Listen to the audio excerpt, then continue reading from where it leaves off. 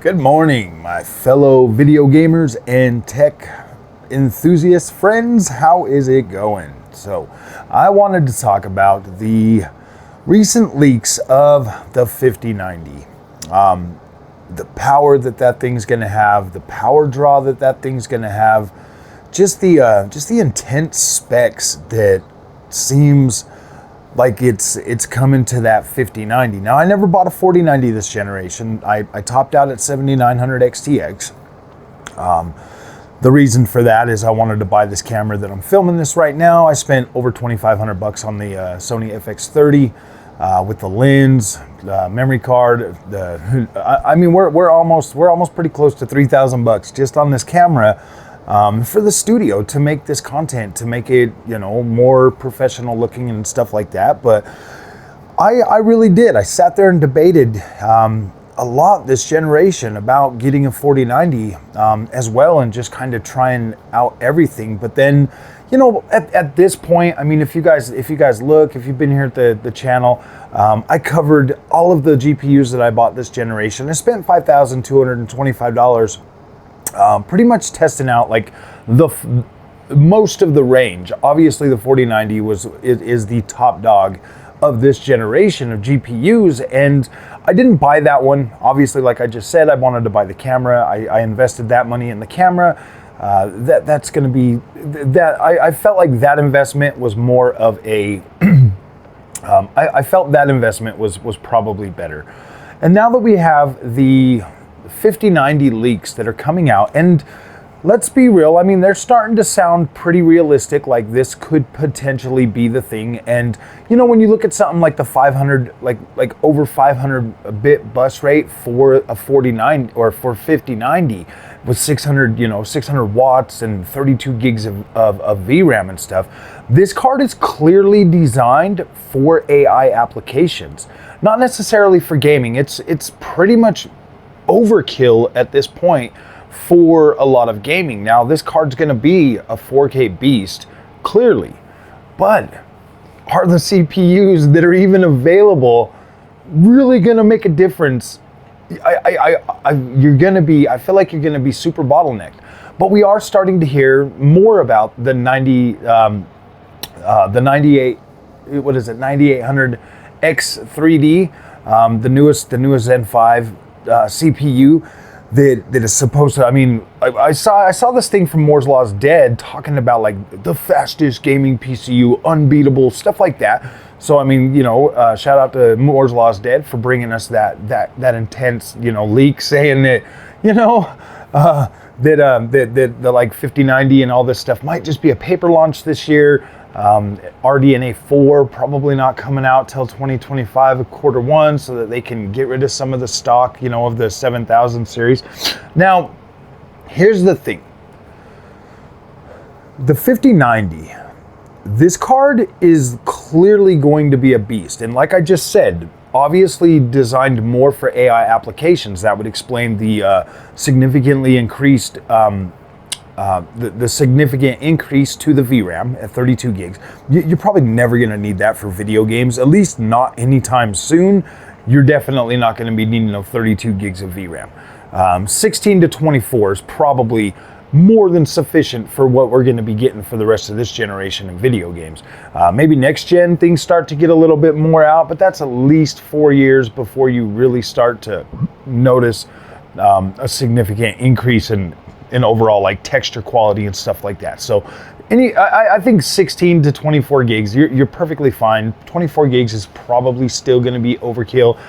It's just nice to have that if you're into mods and stuff like that. I hear that modding can definitely eat up a lot more VRAM than just regular gaming. So 32 gigs of VRAM, clearly overkill for gaming. 600 watts power draw. Now, I bought I've been pretty AMD this generation. Like AMD has 100% like delivered in spades for me for gaming. And when I look at the comments that I was getting before, like, oh, the power draw, and it's like 400 to like 450 or whatever. I just find that crazy. I'm like, Like, this is the top end card, you know, for AMD at 400 watts. And if people are already complaining about that, it makes me wonder, how much are they going to complain about 600 watts for a 5090? Or are they going to complain at all? Are they just going to justify that power draw because of the power of the card, which is clearly going to be overkill and bottlenecked by all the CPUs on the market today? Like, is there even going to be a CPU fast enough to feed this monster? And when you look at that, and when you take certain things into consideration, especially the cost of this card, Nvidia is not going to bring this out cheap. If there is no AMD GPU that even can get close to even what 4090 was, if there's no AMD GPU that can even get close to that, with the immense pressure for AI and the marketing for AI and all of this stuff, and to utilize and use AI applications on your PC that you're building in your house, the power, let's just face it, like, this card is designed for AI applications and designed to run them well at your house. Like, this is an AI-centric GPU that is going to be used to build and create AI applications. Like, that's the whole point of it. So that right there, my friends, has me thinking this card is gonna be like $2,500. It's gonna be expensive. There's gonna be nothing on the market to even get close to it, and you're gonna look at this price, and this is gonna be weird. I personally think that the Nvidia's pricing for this card is going to be like, hey man, this is the mother of all GPUs. This thing's going to cost you $2,500, and you're 5080, and they're going to bring 5080 out at like severely cut down 5080, 256-bit bus. This is crazy. 16 gigs of VRAM still. Man, I feel like this card's going to be a little bit over. Maybe they launch that 5080 at $1,000 up to like $1,200 again. Maybe they're going to keep that thing low, because they're going to want that card because it's so cut down, and it is definitely not designed as your typical AI card. Like, it'll be able to do it. Clearly, it'll have 4090-ish power, maybe a little more. They're gonna, bring that 4090 power range into, $1,000 to $1,200. They're not gonna skimp out too much on it, maybe a little bit more.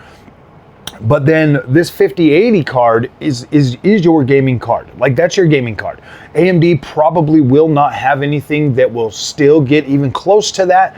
So they'll still be able to, I'm saying $1,000 to $1,200 just because they're going to want to mass produce and sell a lot of them. But they're also going to have that, probably 5080 Ti in between. I don't know why I feel this way. I just feel like the 5090 is going to be absolutely expensive. And I am still willing to get one. I am still willing to pay $2,500 for a 5090. I feel like, I do want to get into like this whole AI thing. Clearly my skills are very, very minimal. Everything I've been able to use is like ChatGPT and, some of like the, some of that stuff or whatever. But I'm interested. Like, I'm interested in finding a way to like create like AI applications. But when I do a 5090, that will be a complete separate build. I love AMD. I still want to keep my 7900 XTX. I will be buying the top of the line RDNA 4 GPU.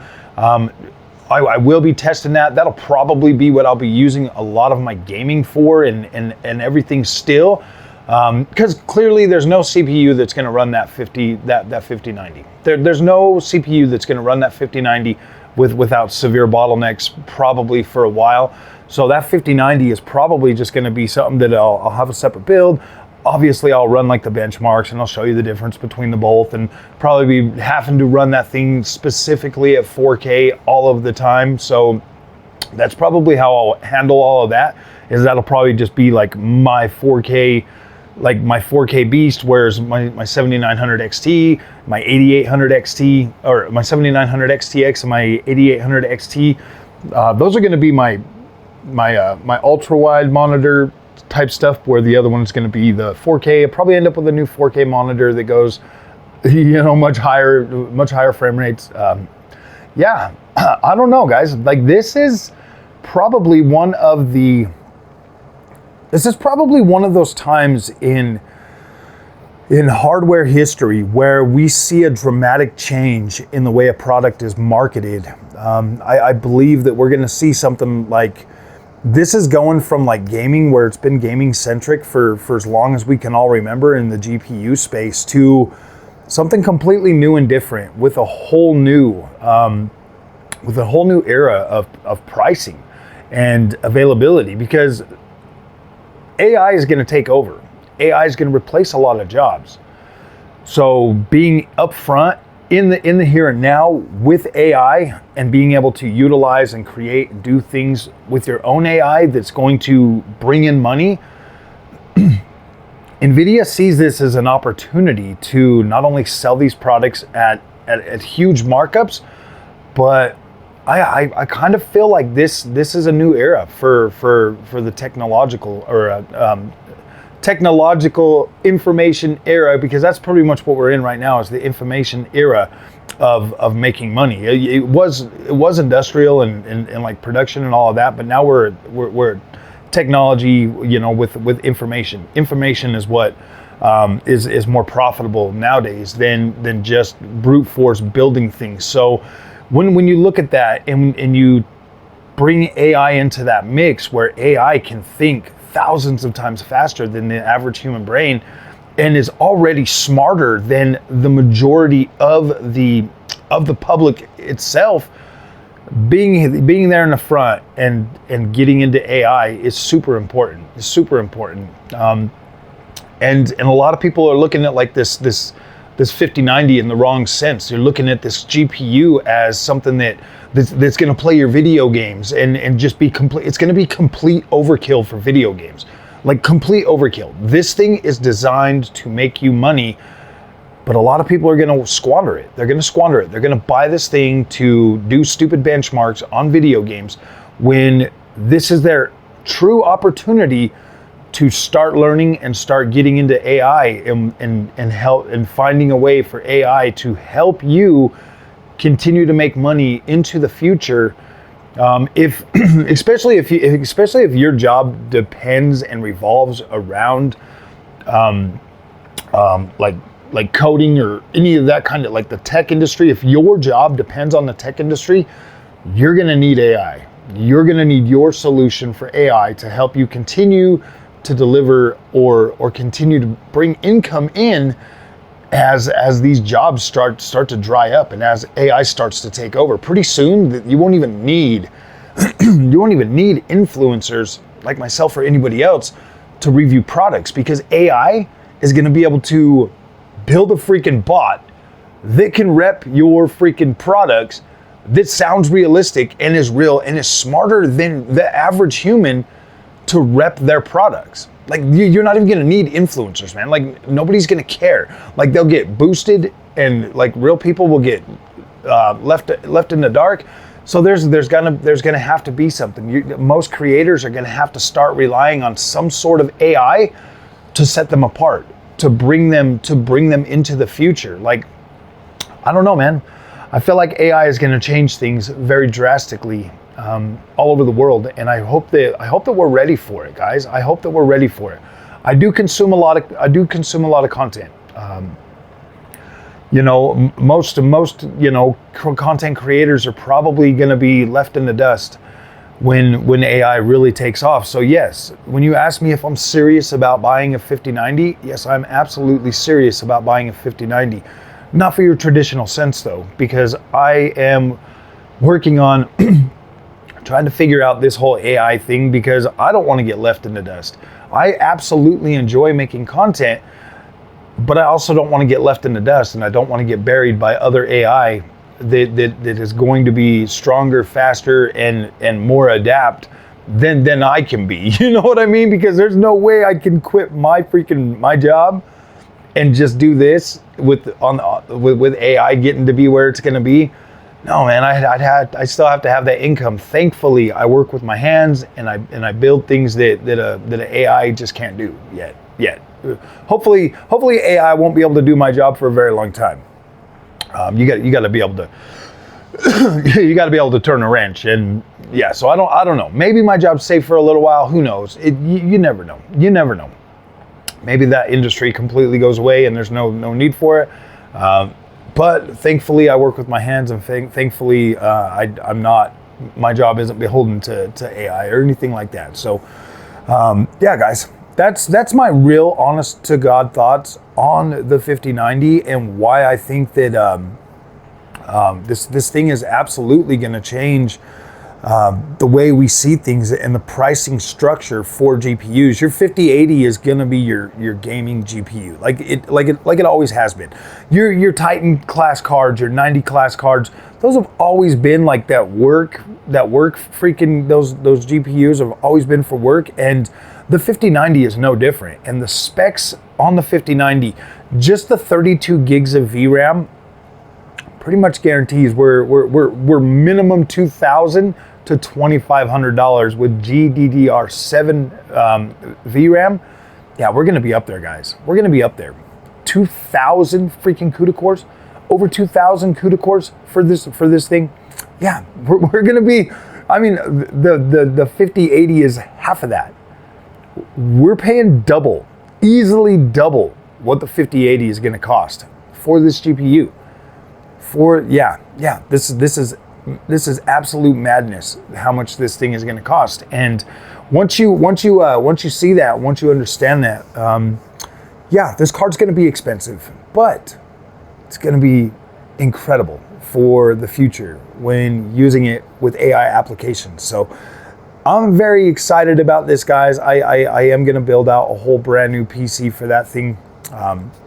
Because there's no way I'm swapping that card in and out with the 12 with the power pin issues and stuff with the 4090. There's no way that card is getting swapped out ever. It's going in that build and it's going to stay there, and it's going to be my magnum opus of a PC once I build it. Like that'll be like the brains of the operation. I'm mostly going to use it for like work applications and like learning AI applications, stuff like that. That's the main focus for that whole build. But it's also, I will do some gaming benchmarks on it as well. Just that won't be the build for gaming. That is going to be more of like the brains of the operation, how I'm going to get this stuff going. Whereas, my AMD is for my gaming.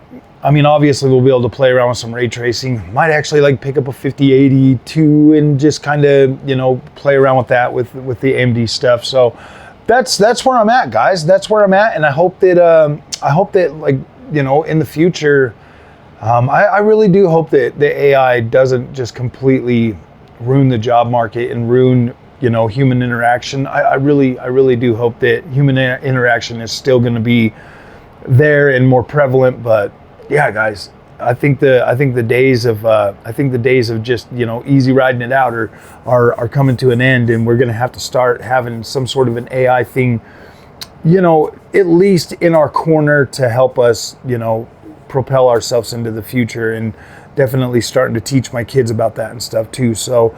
All right, my friends, if you like this content, do not forget to like and subscribe, and I'll see you guys in the next one. Thanks for watching.